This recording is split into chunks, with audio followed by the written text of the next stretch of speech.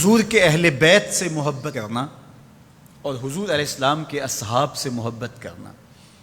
ان دونوں کا سبق دیا گیا ہے، ان دونوں کا درس دیا گیا ہے، اور ان کے آپس کے جو معاملات ہیں تو ان میں ہمیں کوئی حق نہیں پہنچتا کہ ہم کوئی ایسی بات کریں جس سے کسی کی کسر شان ہو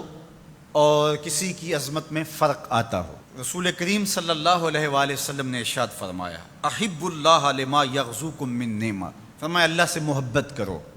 وہ تمہیں طرح طرح کی نعمتیں عطا کرتا ہے۔ وَأَحِبُّونِي بِحُبِّ اللَّهِ، اور میرے سے پیار کرو، میں تمہارے رب کا محبوب ہوں۔ وَأَحِبُّوا أَهْلَ بَيْتِي لِحُبِّي، اور میرے اہل بیت سے میری وجہ سے پیار کرو۔ سیدہ فاطمہ الزہرا سلام اللہ علیہا کے حوالے سے ذکر کرتے ہوئے ارشاد فرمایا، فاطمہ تو بدعۃ منی فمن اغضبها اغضبنی، فاطمہ میرے جگر کا ٹکڑا ہے،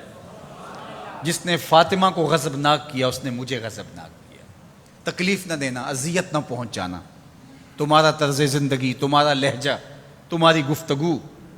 تمہارا انداز حیات ان کے لیے اذیت کا سامان نہ بنے، وہ میرے لیے اذیت کا سامان بنے گا۔ یہ ہیں سیدہ طیبہ طاہرہ سیدہ فاطمہ تو زہرا۔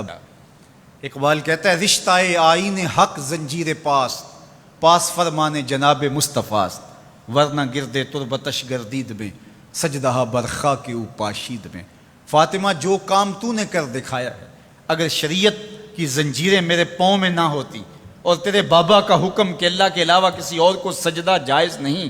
یہ مجھے ملحوظ نہ ہوتا تو میں کعبے کا طواف کرنے کی بجائے تیری قبر کا طواف کرتا،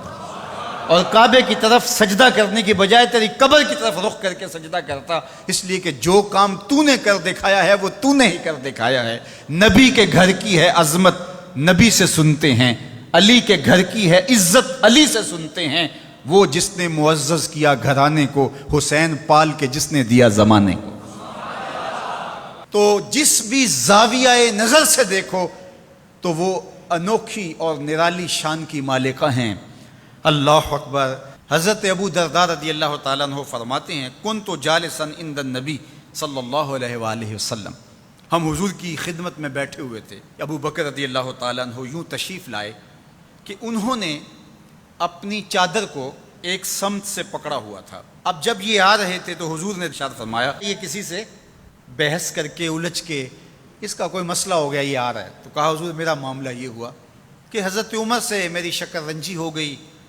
اور میرے سے کوئی ایسی بات نکل گئی زبان سے کہ میں نے بعد میں سوچا کہ نہیں کہنی چاہیے تھی، میں نے معذرت کی لیکن انہوں نے میری معذرت قبول نہیں کی، تو میں وہاں سے اٹھا اور آپ کے پاس آ گیا۔ فقال یغفر اللہ لک یا ابا بکر ثلاثا، حضور نے فرمایا ابو بکر اللہ تجھے معاف کرے، یہ بات حضور نے 3 مرتبہ کہی۔ ثم ان عمر ندم، اچھا یہ تو کہہ کے حضور کی خدمت میں آ گئے، پھر حضرت عمر نے سوچا کہ ابو بکر ہیں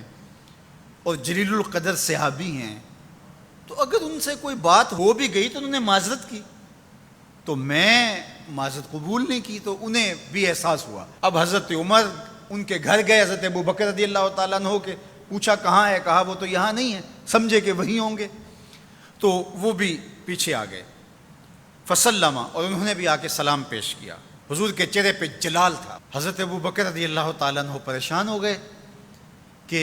حضرت عمر رضی اللہ تعالیٰ عنہ پہ کوئی عذاب نازل نہ ہو جائے، تو ان کے دل میں نرمی پیدا ہوئی، انہوں نے خود اپنی پنڈلیاں بچھا کے گھٹنوں کے بل کھڑے ہو کر کے ہاتھ جوڑ کے بندہ نواز کی بارگاہ میں عرض کیا،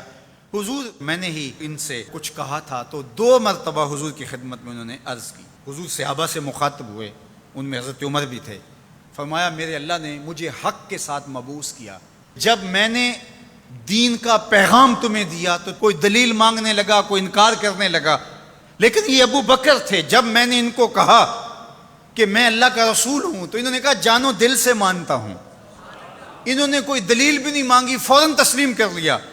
پھر حضور نے فرمایا اس سے اگر کچھ ہو بھی جائے، کوئی سخت جملہ نکل بھی جائے تو تم میری وجہ سے اسے چھوڑ نہیں سکتے، اس لیے کہ ابو بکر وہ ہیں کہ جب کسی نے نہیں مانا تھا اس نے اس وقت مجھے مانا تھا،